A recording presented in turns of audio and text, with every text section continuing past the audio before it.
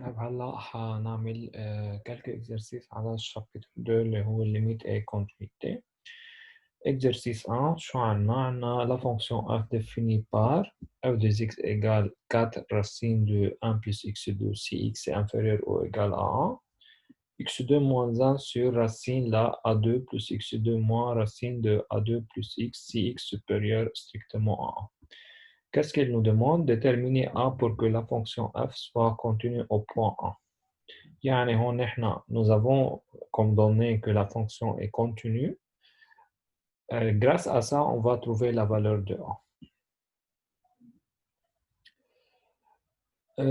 A. F est continu en 1, ça veut dire quoi? Cela veut dire que limite de f de x lorsque x tend vers 1 plus égale à la limite de f de x lorsque x tend vers 1 moins est égal à f de 1. هذا هو d'après le cours on sait ça. يعني limite à gauche va du limite à droite du f de 1. Donc ça, nous avons comme donné parce qu'on sait que la fonction est continue. F de 1 est égal à combien? 4 racines de 2. Parce que pourquoi f de 1 est égal à 4 racines de 2? Parce que là, f de x est égal à 4 racines de 1 plus x2 si x est inférieur ou égal. Donc, on a le droit, c'est-à-dire pour x égale 1, d'utiliser cette expression de f. Donc, f de 1, c'est 4 racines de 2. On l'a obtenu en remplaçant x par 1 ici. Limite la f de x, la x tend vers 1 moins, c'est la même expression. Les ions, là, nos x inférieur ou égal à 1, c'est-à-dire à gauche de 1, nous avons cette expression de f.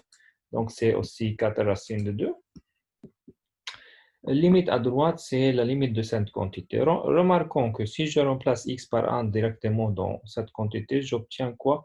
Une forme indéterminée. Donc, et par conséquent, on ne peut pas trouver la limite directement.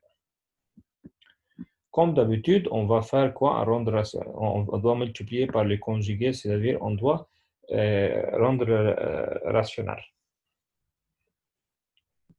On multiplie par les conjugués de cette quantité, les racines de A2 plus x2 plus racine de A2 plus x. Bien sûr, on multiplie et on divise par la même quantité. Qu'est-ce que nous aurons dans le dénominateur? Nous aurons la forme A moins B, A plus B, c'est-à-dire A2 moins B2, يعني x2 plus x2, pardon, x2 plus A2, moins le carré de ça بتروح الراديكال بصير عندي شو x moins A2. فوق شو عنا بالنوميراتور؟ في عنا x2 moins 1 fois cette quantité. Donc, qu'est-ce qu'il nous reste dans le dénominateur? Il nous reste x2 moins x, اللي هي x moins 1. Et x2 moins 1, c'est quoi? On peut la factoriser comment? X moins 1, x plus 1. Maintenant, si je simplifie par x moins 1, nous aurons que f de x égale à x plus 1 fois racine de a2 plus x2 plus racine de a2 plus x à la x. Donc, passons à la limite lorsque x tend vers 1 plus. Ça fait combien? Là, c'est 2 fois racine de A2 plus 1 plus racine de A2 plus 1. Donc, 2 racines de A2 plus 1. Yani, fois 2 barra 4 racines de A2 plus 1 sur 4. Donc, ça fait 4 racines de A2 plus 1. Là, c'est la limite à droite, ou la limite à gauche, 4 radicales de 2. Les deux limites sont égales. Cela veut dire quoi? Que 4 racines de A2 plus 1 égale à 4 racines de 2. Simplifions par 4 et شو بيصير في عنا؟ بيصير عنا وبنرفعه كاري بيصير في عنا A2 plus 1 égale à 2, donc A égale à plus ou moins 1. Ce sont les valeurs possibles de A. Voilà pour cet exercice. Exercice numéro 2. Soit f la fonction définie par f de x égale a2 sinus x moins 2a cosinus 2x moins sinus la 3x avec a c'est un nombre réel. Qu'est-ce qu'il nous demande? Il nous demande de montrer qu'il existe un réel C appartenant à l'intervalle moins pi sur 2 pi sur 2 tel que f de C égale à 0. هون مبين انه لازم استخدم تيرام دي فالور انترميديير لانه هو التيرام اللي بيقول لي. Appliquons le théorème des valeurs intermédiaires. Avant de l'appliquer, il faut vérifier que les conditions sont vraies. من هن الconditions؟ عندي deux conditions. أول شيء la fonction est continue. On est juste, il faut le dire parce que شو عندنا sinus, cosinus. On sait d'après les cours que les fonctions sinus, cosinus, elles n'ont comme remarque إنه هن continue. فإذا somme ou différence la fonction continue بدل continue. يعني juste il faut le dire. تاني كونديسيون اللي هو المهم لازم برهن انه قفله الموان بي سور 2 ضرب قفله البي سور 2 هي نيجاتيف. خلينا نروح نجيب قفله البي سور 2. قفله البي سور 2 هي ا كاري سينوس بي سور 2 موان 2 ا كوسينوس 2 بي سور 2 موان سينوس ل 3 بي سور 2. سينوس لبي سور 2 هي 1 بتصير عندي هون يعني ا كاري، وكوسينوس للبي هي موان 1 دونك ça fait بلس 2 ا، والسينوس ل 3 بي سور 2 في اكتبها سينوس لل بي بلس بي سور 2 يعني موان سينوس لل بي سور 2 يعني بتصير هذه اللي برا هون بلس سينوس لل بي سور 2 يعني بلس 1. فإذا بحصل على هالكونتيتي اللي هي A2 plus 2A plus 1 يعني A plus 1 au carré qui est une quantité positive. خلينا نروح نجيب F la moins pi sur 2. De la même façon, ça fait A2 sinus la moins pi sur 2 moins 2A cosinus la moins 2 pi sur 2 moins sinus la moins 3 pi sur 2. Ça fait moins A2 وهون le moins cosinus la moins 2 pi على 2 هي cosinus la moins pi ضرب moins 2a ça fait 2a يعني صار عندي moins a2 plus 2a moins sinus la moins 3 pi sur 2 فإذا ça fait كمان sinus la moins 3 pi sur 2 في اكتبها تطلع هي 1. فإذا خذوا moins facteur commun بيطلع عنا moins parenthèse a plus 1 au carré اللي هي négatif. Donc ceci implique que f la pi sur 2 ضرب f la moins pi sur 2 négatif. Par conséquent, la deuxième condition, le théorème des valeurs intermédiaires est vrai. Et par conséquent, on peut l'appliquer. Qu'est-ce qu'il dit? Alors, il dit qu'il existe un C tel que f de C égale à 0. C'est d'après le TFI, le théorème des valeurs intermédiaires. Passons à l'exercice numéro 3.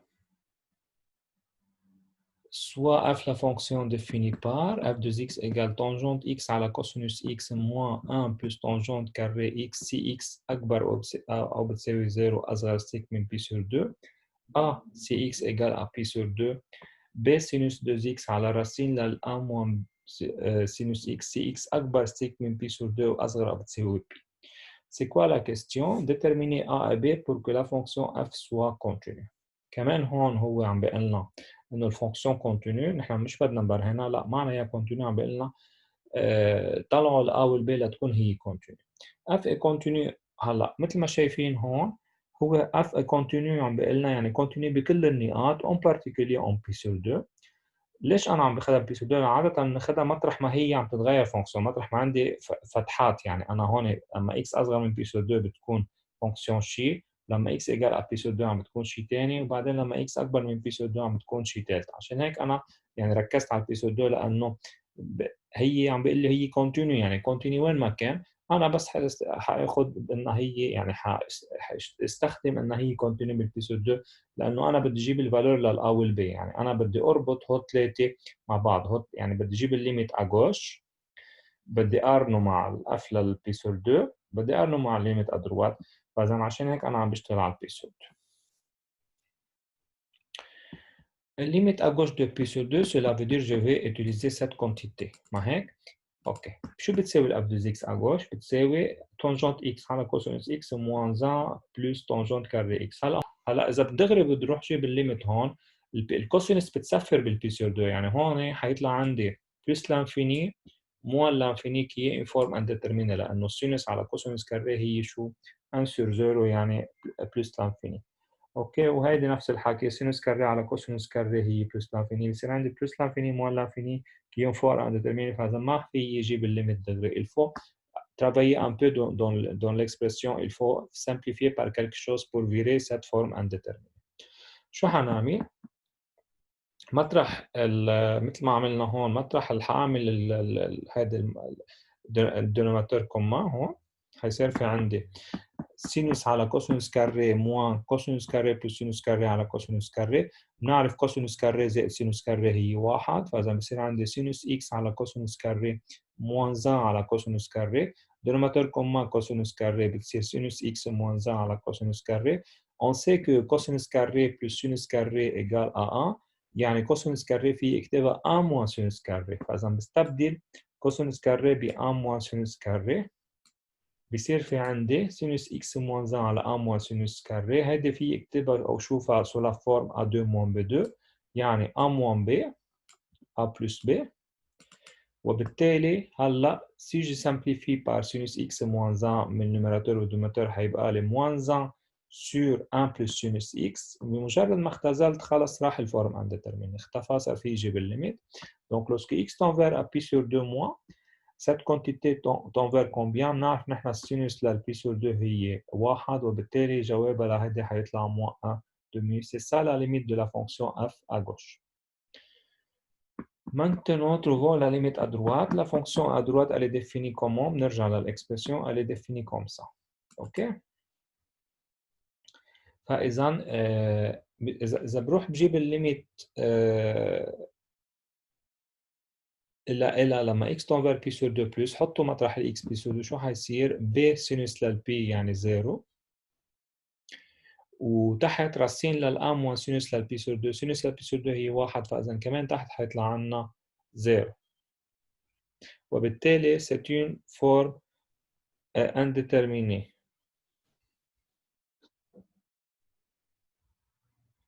فعشان هيك ما في انا دغري هون اجيب الليميت مضطر انا اعمل سامبليفيكاسيون او بدي اعمل شويه كالكول ظبط بالفونكسيون بالفراكسيون ما في يجيب الليميت دغري جو بو با. شو بعمل؟ جيت استبدلت السينوس لل 2 اكس ب بنعرف نحن الفورميل اللي حطيتكم اياها هون سينوس لل 2 اكس هي 2 سينوس اكس كوسينوس اكس استبدلت فيها بعدين ضربت براسين ل راسين ل 1 بلس كوسينوس اكس باردون راسين لل 1 بلس سينوس اكس بالنوماتور وبالدينوماتور لانه بدي اتخلص من الكاري من اللي هون. فاذا ضربت براسين دو 1 بلس اكس فوق وتحت شو صار في عندي؟ تحت صار عندي راسين للامو سينوس اكس راسين للا بلس سينوس اكس. اتفقنا بالراسين بس نضرب فينا ندخلهم نوحد الراسين يعني فينا نكتبهم راسين ل ا موان سينوس اكس ضرب ا بلس سينوس اكس يعني كانه ا موان بي ا بلس بي يعني ا 2 موان ب 2 وبالتالي صار عندي ا موان سينوس كاري فوق ما في شيء بعدها مثل ما هي. هلا صار عندي مثل ما شفنا قبل شوي بنعرف انه كوسينوس كاري بلس سينوس كاري ايجال ا دونك كوسينوس كاري ايجال ا 1 موان سينوس كاري يعني الراسين لل 1 موان سينوس كاري هي اون فات سي لا فالور ابسولو دو كوسينوس. فاذا بيطلع جواب الاف 2 اكس هو فالور هي 2 بي سينوس اكس كوسينوس اكس راسين لل 1 بلس سينوس اكس على فالور ابسولو دو كوسينوس. هلا هون في عندي مشكله سين يعني انا بدي اعرف هل الكوسينوس اكس بوزيتيف ولا نيجاتيف. نحن وين عم نشتغل ادروات 2 بي سور 2. خلينا نشوف الكورب للفونكسيون كوسينوس. طلعوا الفونكسيون كوسينوس كيف بتكون.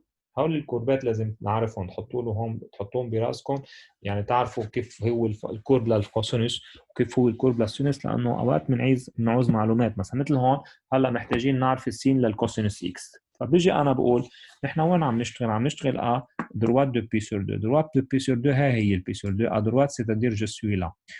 À droite de pi sur 2 on remarque que la fonction cosinus est quoi؟ ايه نيجاتيف مثل ما شايفينها هيها تحت الاكس اكس بريم او اكس وبالتالي نيجاتيف. دونك la fonction la valeur absolue de cosinus x est égale à moins cosinus x lorsqu'on est à droite de pi sur 2. Par exemple, comme j'ai noté là, d'après les figures, on remarque que cosinus x est négatif lorsque x est à droite de pi sur 2. Donc f de x أنا صار في هلا كفي شيل الفالور absolue بحط moins صار في عندنا 2 b sinus x cosinus x ضرب راسين de 1 plus sinus x على moins cosinus x. Je simplifie par cosinus x بيبقى عندي هذه الكونتيتي. Maintenant une fois qu'on a simplifié بطل في عندي مشكلة صار في يجيب الليميت دغري.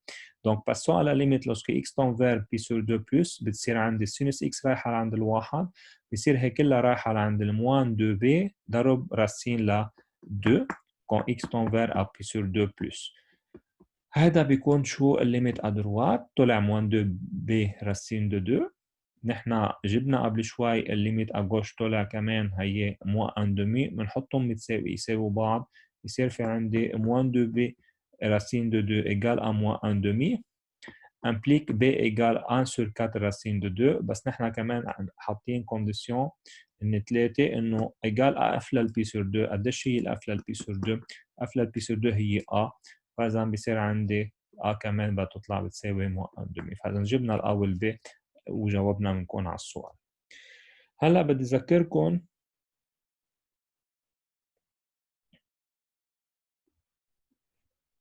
بفورمول اللي هي هيدا بدي اياكم تعرفوها من هلا ورايح على طول.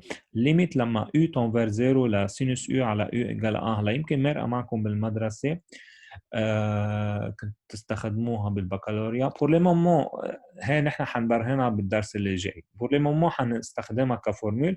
هلا اذا مش مقتنعين فيها يعني، او اذا بدكم كيف تعرفوا كيف اجت، فينا نعمل يعني تعملوا اوبيتال ديريفي فوق على ديريفي تحت تطلع معكم الليميت.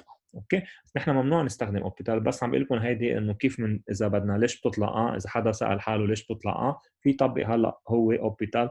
طالما نحن هلا ما حنبرهنها بهذا الشابيت، حنبرهنها بالشابيت اللي ورا. هلا نحن فينا نستخدمها كفورميل. هيدي على طول ليميت ل سينوس يو على يو، شو ما يكون هذا اليو، يعني فيك تاخذوا اكس، فيك تاخذوا حيا لفاريابل رايح على الزيرو، بيكون سينوس يو على يو بيروح لعند الواحد. OK? Et c'est une formule à appliquer. On peut l'appliquer. Passons à l'exercice numéro 4. Soit f la fonction définie par f de x égale 2x moins sinus x à la racine de 1 moins cosinus x. Je vais étudier la limite de f au point 0. f هي 2x moins sinus x على racine لل 1 moins cosinus x. خلينا إذا بنروح بنجيب لها الليمت دغري هاي، بنلاحظ إنه في عندي 0 على 0 form indéterminé. يعني il faut faire une simplification. هلا مثل ما شايفين الفونكسيون هي وهيك في x 2x moins sinus x مستحيل يعني أنا شو ما أعمل هون كيف بدي اختزل، يعني ما في هذا ال 2x moins sinus x ما في شيء كوما حيطلع معه من تحت. فجيت انا فكرت قسم الفونكسيون، يعني انا هيدا لانه ال 2x moins sinus x مستحيل الى فاكتور تحت، يعني ما عندي ا moins cosinus x، ما بدي اجيبه لهذا الفاكتور. فجيت انا قسمتها بهالطريقه. شو قلت؟ بدل ما اجيب انا الليميت لجيب الليميت للاف، بروح بجيب الليميت للاف ا لحال والليميت للاف 2 لحال وبنقصهم من بعض. اوكي، طيب الاف 1 هي 2x على راسين دو 1 موان كوسينوس x. خلينا نجيب لها الليميت. اوكي، اف 1 هي 2x على راسين دو 1 موان كوسينوس x. هلا صرنا هون هيدي فينا نشتغل فيها الاف 1 لانه مبينه بدي اضرب بالكونجيجي، او يعني بالكونجيجي للراسين دو 1 موان كوسينوس x اللي هي راسين دو 1 بلس كوسينوس x لحتى طير الراسين. ضربت فيها صار في عندي 2x راسين لل 1 بلس كوسينوس x على راسين دو 1 موان كوسينوس x ضرب راسين دو 1 بلس كوسينوس x. فاذا صار عندي 2x ضرب راسين دو 1 بلس كوسينوس x على راسين ل شكلها a موان b a بلس b يعني a2 موان b2. دونك ça fait راسين لل 1 موان كوسينوس كاري مثل ما شفنا قبل شوي انه كوسينوس كاري بلس سينوس كاري ايجال a 1. دونك سينوس كاري هي 1 موان كوسينوس كاري، يعني الراسين لل1 موان كوسينوس كاري هي فالور ابسولو للسينوس. اوكي، كمان هون في عندي مشكلة تانية، قصة الفالور ابسولو. يعني انا هون ما في يكفي ابدا الشغلة الا لاتخلص من الفالور ابسولو. فهون je suis obligé de séparer. يعني نحن هون السينوس x en valeur absolue. المشكلة السينوس تتغير، يعني مثل ما كاتب هون lorsque x tend vers 0 le signe de sinus x change selon de quel côté on s'approche de 0. مثل ما شايفين هون على الكورب، هذا الكورب للسينوس x طلعوا اذا جينا من ميلة الدروات بتكون السينوس x بوزيتيف، بينما اذا جينا من ميلة الجوش بتكون السينوس x نيجاتيف. وبالتالي هون لازم ادرس الليميت ا جوش للاف 1 لحال والليميت ا دروات للاف 1 لحال، لانه السينوس اكس عندها دو سين ديفيرون. ا جوش دو زيرو بتكون بلس ا بتكون موان، وا دروات دو زيرو بتكون بلس. دونك جو سوي اوبليجي دو d'étudier les limites gauche et droite de f1.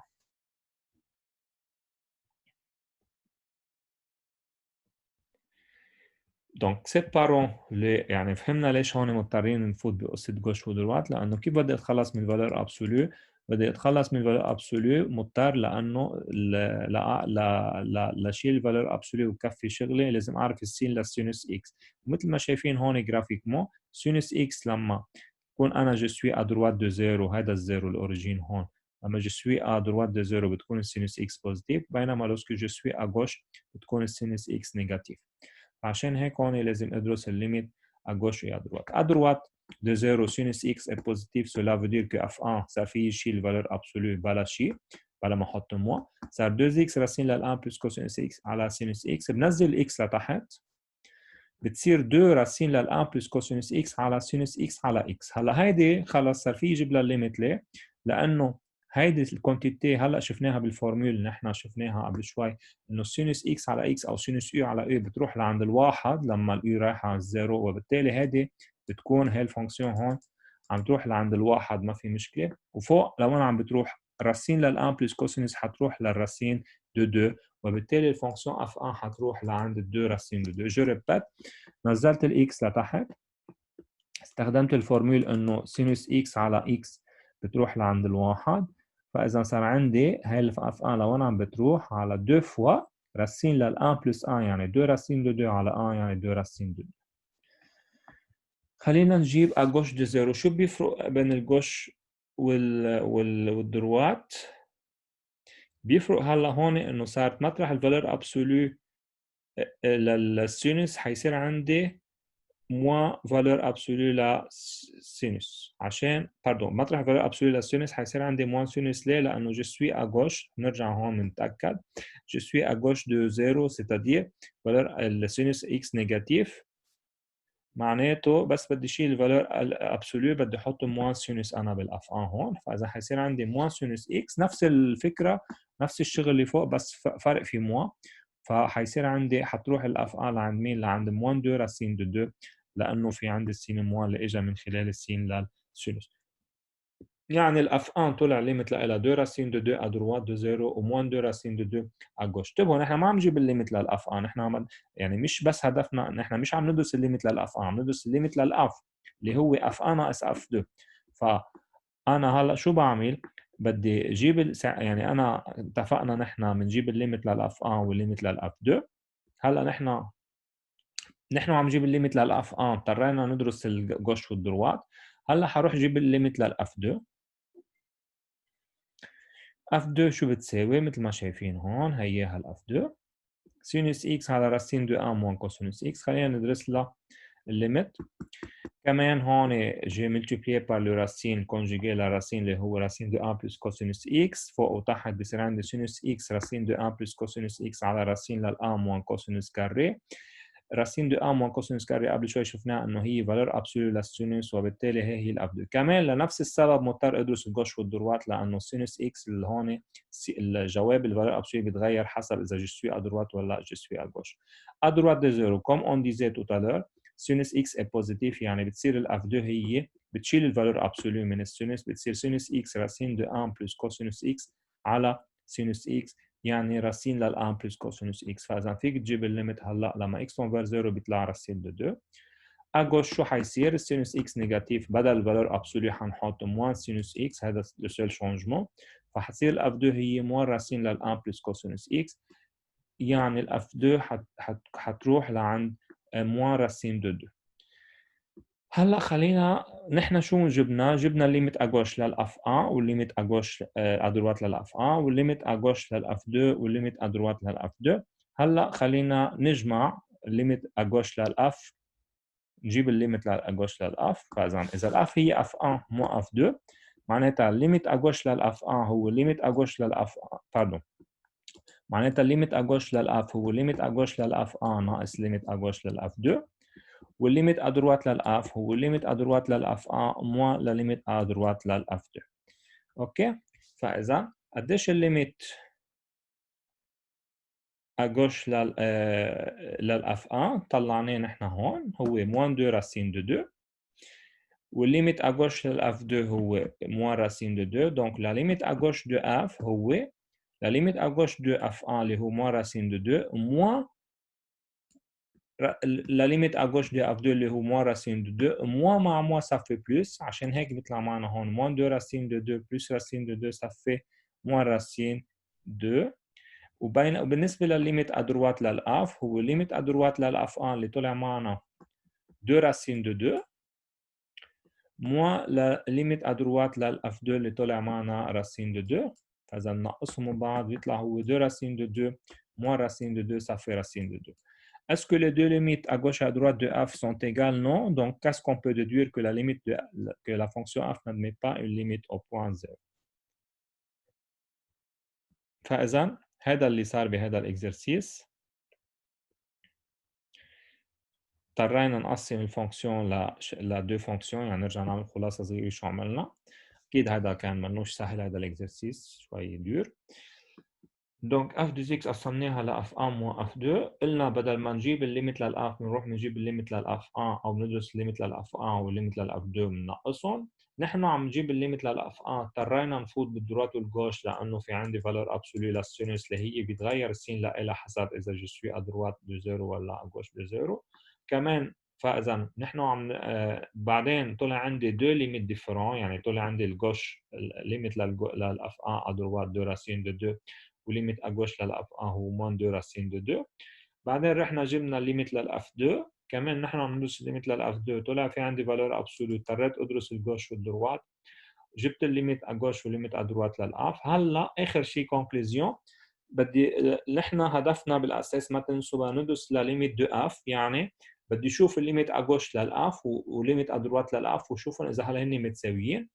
limite à gauche للf هو limite à gauche للf1 moins la limite à gauche للf2. limite à gauche للf1 هو moins 2 racine de 2. limite à gauche للf2 هو moins racine de 2. صار معناتها limite à gauche للf هو moins 2 racine de 2 plus racine de 2 ça fait moins racine de 2.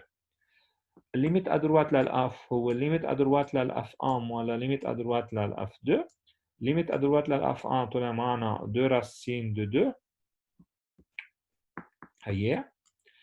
Et la limite à droite de f2 طلع معنا racine de 2. Leur différence, ça fait racine de 2.